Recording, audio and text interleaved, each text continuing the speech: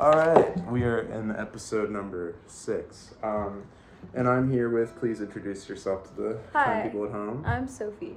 Last name, full name, I guess. Sophie MCMINN of Sophie's Body, the band. So, I have known you for a little bit now. We first met at the Jungle. True, this is and true. And we saw you play, we played with you on a Tuesday night. Oh, yeah. And you guys were before us, I think. Mm-hmm. And we were like, oh, fuck, like, we have to play after that shit. But no, that was like, with Muzak. Yeah, that was the first time that we had seen you guys play. Yeah. No, it wasn't, because we saw you guys play at O'Brien's. And it was like the coolest shit ever. And we're like, no, we want to play with you guys because these people are fucking crazy. Yeah. Like, you guys are insane. But so that was back in, I think, that must have been like later in 2023, I think. Yeah. And we played with y'all a few times since, and y'all have really taken off from like the first time that we played with you. I mean, the first time I think the first time we met was at Midway Cafe for that Easter show. But the first time we actually like talked was at the Jungle with Muzak. And so like, what have y'all been up to recently? I know you had a lot of touring last year. Yeah, a lot of touring last year, a couple tours last year, but the big thing right now is that we recorded like 5 tracks in November, and we are getting those mixed right now, and we're hopefully gonna have a release in March, April. That's great. Yeah. Are you gonna do some more touring to support that as well, or are you gonna lay back for a little bit? We are kind of like laying low for a little bit, just like working on the music, and we've got a video that we're gonna be shooting. Oh, nice. Like, I saw. Yeah, you need to borrow some. Yeah. We it's gonna be weird, and we just need like weird stuff. Okay. So. That's great though. Yeah. And so, I guess we'll get back to that in a minute, but I always like to just find out, like where people come from and what people's musical pasts are. So where are you from, and when did you start getting into music? Yeah, I mean, music has always been in my life, like forever. I've been playing like piano and violin when I was a kid, but I'm originally from a small town in California, and then I moved to New York City when I was 11, 12, and I went to like part of middle school and high school there, and I studied classical music for a long time. I studied opera in high school. Wow, okay, that makes sense. Does it? But yeah, I hear it, yeah. I was in some rock bands. I was in this band called Weather when I was in New York, and we would play in the city and in Brooklyn and stuff, and we like, it was fun. We like put out an EP, and it was like very much like a high school band. I didn't know what I was doing, but it was good. I don't know. Music. Did you play guitar in that band? Yeah. Okay, cool. Yeah, it was a 3-piece. It was like a girl band. That's kind of sick. Yeah, and I was just... It's really nice having a lead guitarist who plays guitar solos, so I don't have to stress about playing the guitar solos all the time. I will say, though, on this upcoming release, I do play the guitar solo. You rip? Yeah. Well, the guitar, so there's one guitar solo. There is one guitar solo, and it's me, and I play it. That's pretty awesome. Yeah, no, but it's good. So you studied, when did you start? Did opera come first, or did guitar come first? Or I guess did voice come first, or did guitar come first? Guitar came first, but I never took lessons for guitar. So I've never taken lessons for guitar. And then I moved to New York, and I was like, oh, singing is a thing. I could try this. And I was like, hey, I'm not too bad at this. And so I auditioned for LaGuardia High School. Oh, okay. And they trained you. So you went to LaGuardia? Yeah. Okay. Yeah, and they train you classically there, and I got like really deep into the classical rap there. That school was pretty crazy. Yeah, I was really into it though. I really do enjoy that style of music. It's not something that I want to pursue as a career, but like as an art form, it's really actually very fun stuff to sing. Yeah. Do you find that, have you still not taken guitar lessons since? I've like tried to take a couple lessons. I've taken some labs at Berkeley and stuff, like Brazilian fingerstyle lab I took, and like that's with Freddie Bryant. Yeah, with Freddie. He's awesome. Yeah, he's great.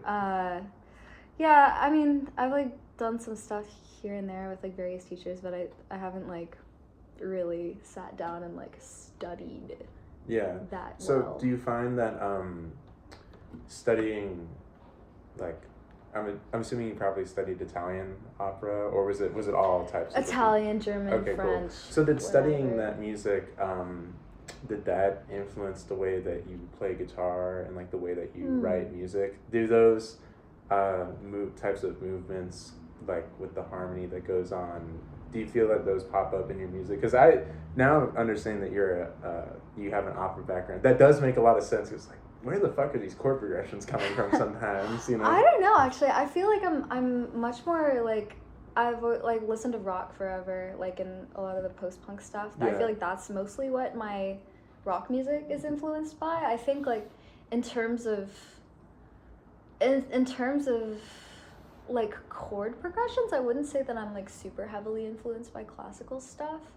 But I think that some of the ideas and some of the like raw emotion that they were able to convey is really neat, and it's kind of slept on because people think that it can be stuffy. But like if you go back and you look, like there's some pretty crazy shit. Some deep stuff in there, yeah. Especially like the romantics and all that stuff. I'm more of a, I like is it Wojak? What's that one opera about World War One and the guy goes crazy? Oh, famous one from the 1910s. Yeah. I like that one a lot because it's fucked up. But no, that's really cool. And I mean, the other thing about the opera singing that really made sense to me is like your voice definitely, like, you really project. You know, that was what first stuck out to Evan and I. We were like, damn, like she can sing, like, wow. That's and kind of you. Yeah, but I really like how in Sophie's Body's music it is, you know, it has like a rock and like punk rock background, but you write these really cool melodies, these cool vocal melodies, and you have, I forget the name of the song, but that one song where you're playing and singing at the same time. Static. Yeah, that's really cool, and I think that really separates you from a lot of like the other bands that I see around here, you know. And I'm just curious, like, when you started this band, did you have this particular sound in mind, or is that something that you developed over time as the band evolved and like played more shows? I think the newer stuff is definitely more of the band's evolution, but I write all these songs, like these are like, I don't want to say that we really like, everybody in the band has creative input and stuff, but we don't really sit down together and write songs. Yeah. So it's like I'll bring in stuff and like I'm like, I want to hear what you want to put on this kind of thing. So I think that I originally started this band because I've been in, you know, I was in this band in New York in high school, and I felt like I just didn't have, I'm a total control freak, and I was like, I don't have enough control over this. I need a project that's like just my project that I can have total creative freedom over. And so that's kind of what this project was. It was like for all of the music that I'm writing music all the time, and I wanted to put it together and play it live, but I wanted it to be like, no, this is my stuff, so that's why I put my name in the title. Interesting, yeah. I remember I was like, oh, your name's actually Sophie. I was like, bold move, but it works. I think it's, I mean, plenty of people are just like, their artist names are just their name. Yeah. And people kind of come up to me a lot and they're like, oh, it's kind of vain to call the band Sophie's Body. And I'm just like, what about like, I don't know, Beyonce? Yeah. Or... I think it works though, because it's not Sophie McMinn, it's Sophie's Body, and I think it works because the band definitely, like, everybody in the band brings their own little thing to the songs that you write, and they have their own little moments to shine, which I think is really cool. That's another thing. It's like, no, I'm so grateful for that. There's a lot of bands that I see where it's like, oh, like, this person wrote the songs, and like the other people are playing them, and that's cool if like the songs are really good, but it helps that your songs are really good, but you also give the band like creative control with their parts, and you're not like, you know, micromanaging it all. And it's cool to see. I can definitely tell with like the new songs, because I saw y'all over at Secret Island back in December, and I hadn't seen you in a while, so it was really cool to see like the newer songs that you're playing. It was like I could hear like, oh yeah, like, okay, like everybody in this, when they were writing the song, like, everybody had their like own part and their own stamp on it, which is a really cool thing to hear. Yeah, I think the biggest changes that like really happen to these songs are when I bring them to Dylan, our drummer. Yeah. Like he gets first dibs, kind of. First like, dibs on the part. Yeah, pretty much. Like I'll always show him the stuff first, and like he'll just come up with something that I never would have thought of. So big props to. That's awesome. Dylan Hughes on the drums. Yeah. Did you find what was your experience like? When did y'all form? 2022?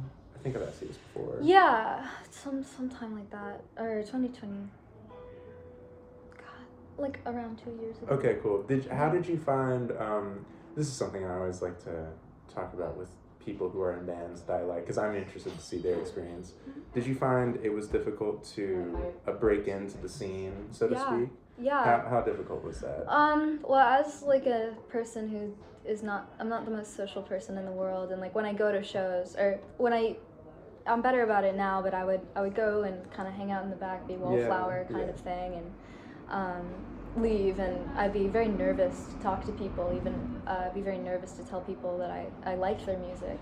Yeah, it's a tough thing to... So I think I was kind of afraid, like I had this fear of like reaching out and booking, because like when I was doing shows in New York, like I really wouldn't do any of the booking. Like our drummer, she would book the shows, and so I just like had no idea what I was doing, and I'm like, man, like how do you even do this? Yeah, and like these guys are so cool, and you know, people like they can seem very like standoffish, I guess. And especially here, I found people can definitely it's a little gatekeepy too. It's a little sometimes, gatekeepy. But it's like, all love. But once you talk to people, you get over it, and like with enough emails that you send out, or like DMs that you send, it all kind of becomes background noise, and like.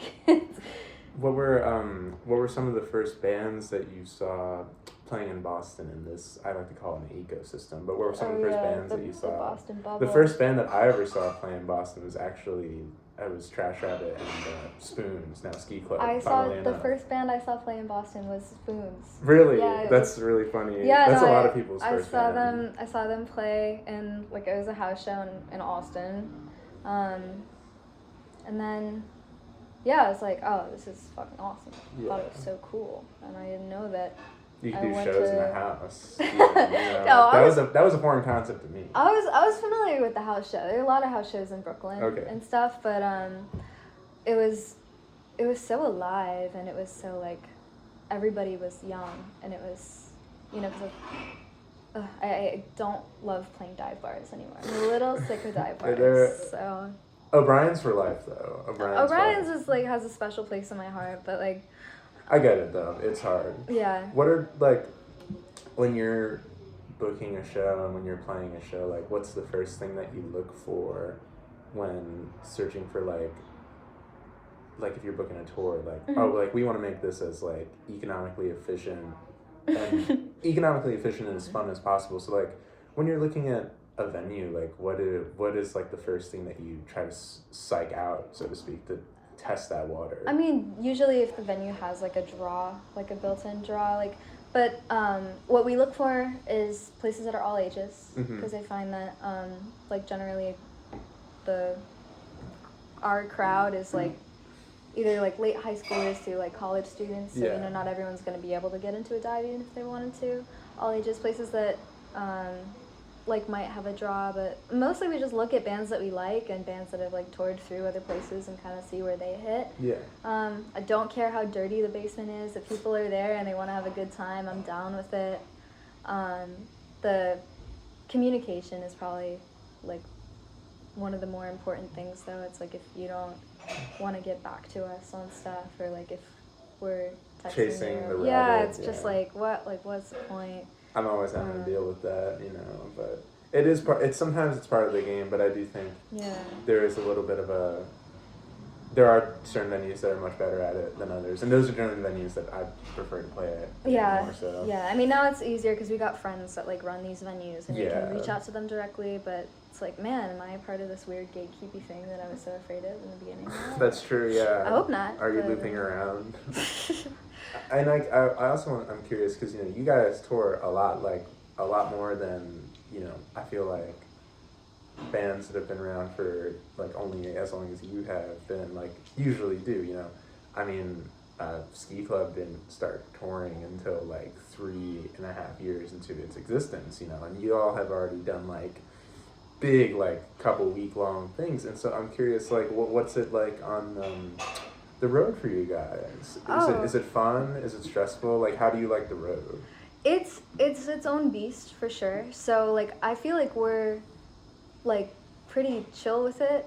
Actually, the hardest part is like, we tore out of a Toyota RAV4, so getting all of the gear in there is tough. Like we do a Tacoma. We do my Tacoma. That one's interesting. You know, because we last tour we didn't have to tour the kit because we toured with our buddies CPS who brought their kit, and we just used their kit on like every stop, which was awesome. But like we got the roof rack, and we'll throw everything in the back. But as far as like, you know, managing personalities and like not getting on each other's nerves, I feel like we all do a really good job of communication. Like, and as a person in a band, like the most important thing for me, or in any relationship, I guess, and like being in a band is like having a relationship, you know, is communication.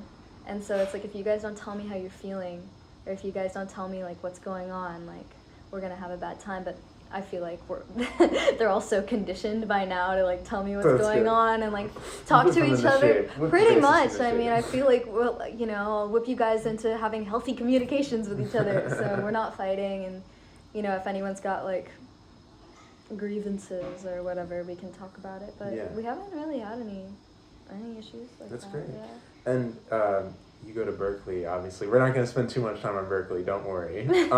But I'm just curious, because I always find it's interesting playing with bands. Because when I first started playing shows, I was playing shows with people who were in my grade. But now I'm playing shows with like people who like range from, they are like in their 30s and like went to Berkeley and like graduated 10 years ago. Or like I'm playing shows with people who like are Berkeley freshmen and like somebody in their band is like a high schooler. And it's like a crazy dichotomy, and I'm always interested in people's experience with this school. And I'm just curious, since you're going into your final semester, how do you feel about having gone here, and what do you think you got out of it, besides the obvious, like you play in a band now that's pretty rocking, you know?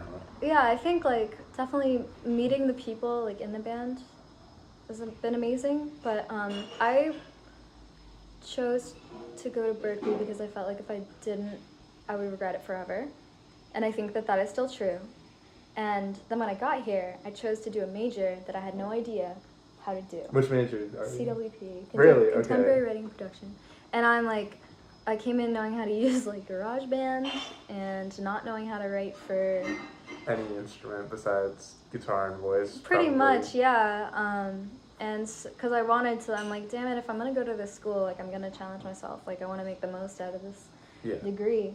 And so it's definitely been tough. It's been really hard. Like I haven't made it easy on myself at all. And I say like, go for it.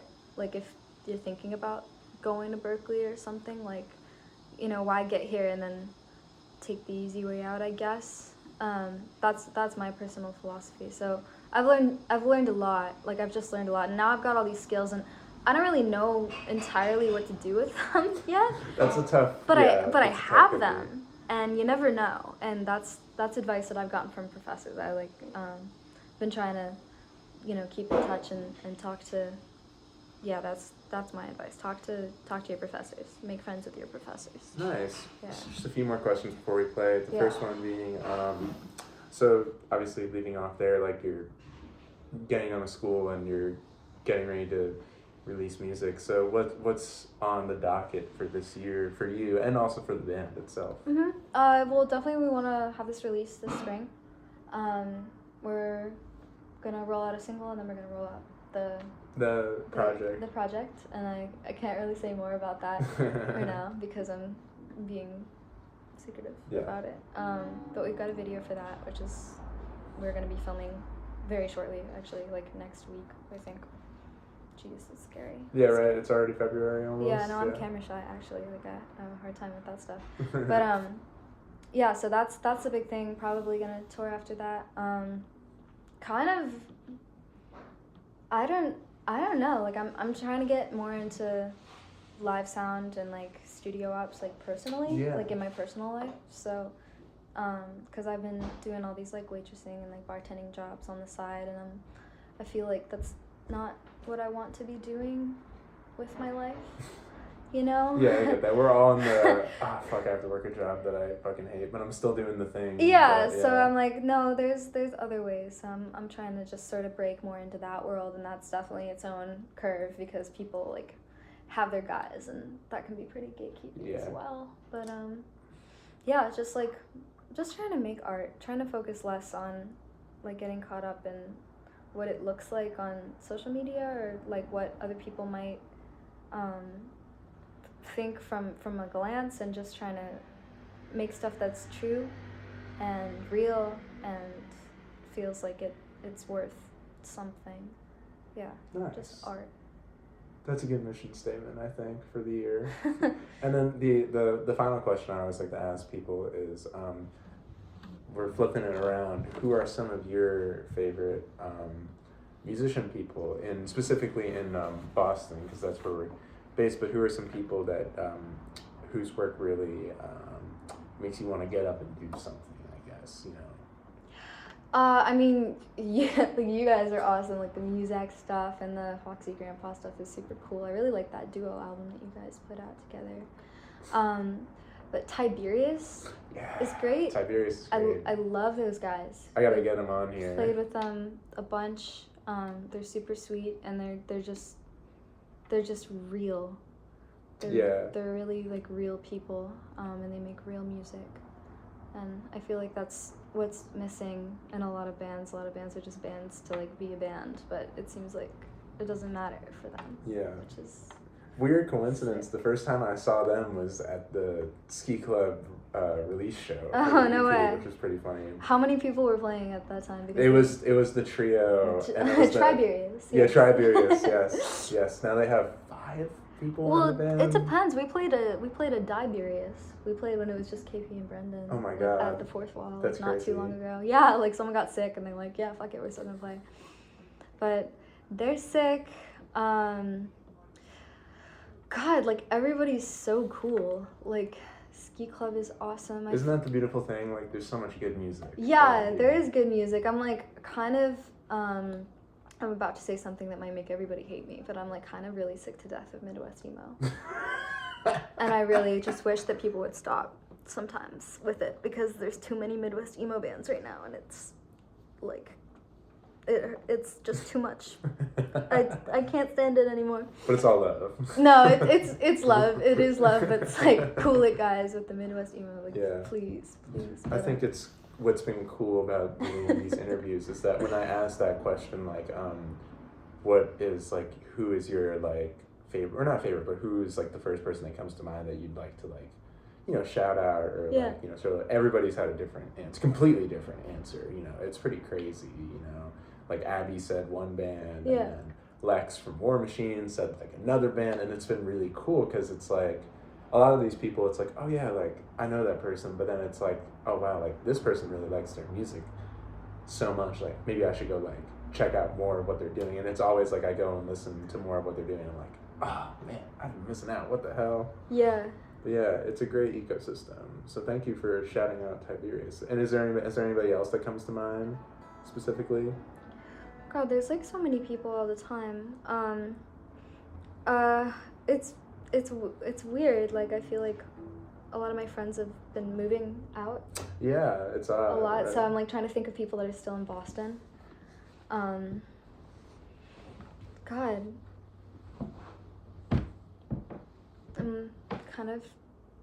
I must seem like such a jerk. Or is there somebody that moved away that you want to shout out? I mean, is Ski Club in LA yet? No, not yet. Not yet? Not yet. Well, but Evan is in LA right now. Evan is in LA. Yeah, so shout out my boss, Evan Seaflick. Yeah, shout out Evan. Evan and I took microtonal ear training together. Oh, you took that together? Yeah. So I used to see him walking to that class. That's where I like feel like I got to know him actually, because we did some studying together for That's that funny. class. Yeah. Yeah. But I mean, like, as, like, the first band that I saw in Boston, like, that was definitely, like, my introduction to this scene, so, like, big props to him. Yeah, big props to Evan. He's my man. I just saw him. Yeah. He says a big hello, by the way. Yeah. All right, so you want to play this song? What are we going to play? Yeah, let's do it. This song is called Lash. It used to be called something else, but then a bunch of bands put out a song called that, and so we had to change the title. Oh, really? Is it not what you sent me? No, it's not. When was that decided? Recently? Like semi-recently, but Justin, who's like producing this, refused to change the title of the track. Oh, that's once funny. we sent it to him, so that's the one that you got. So this song is called Lash. Alright. Yeah. Let's hit it. Cool. Who are you when the sun sets? Who are you when it's after dark? Who are you when you're alone, when nobody knows about you? Who are you when the flame inside you sparks?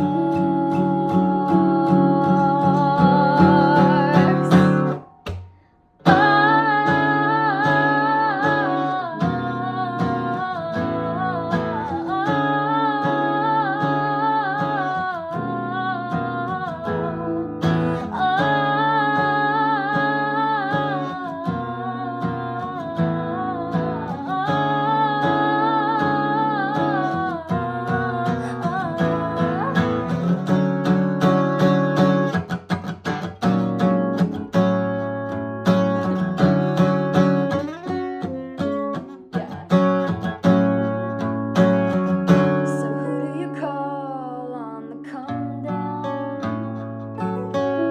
Who's so important to shut me out? I'm gone. Don't you know that when you're alone, nobody cares about you? You should know to never let me lead you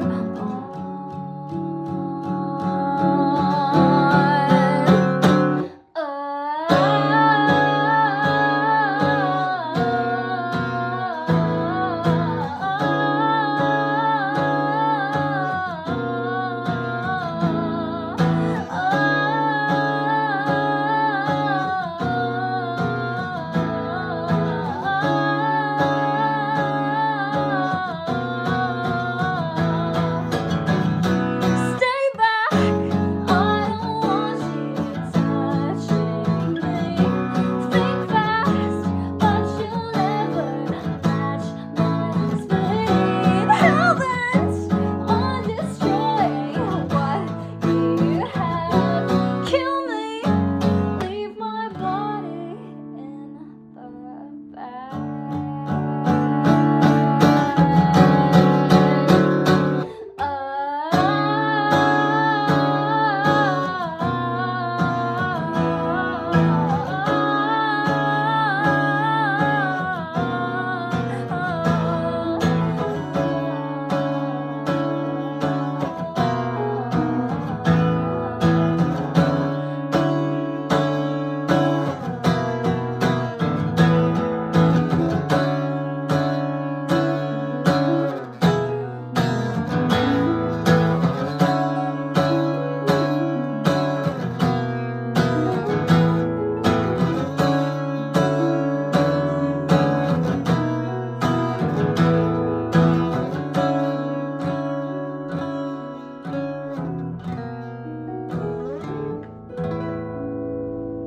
Yeah, that's great. Thank you so much for being here. Thanks for having me.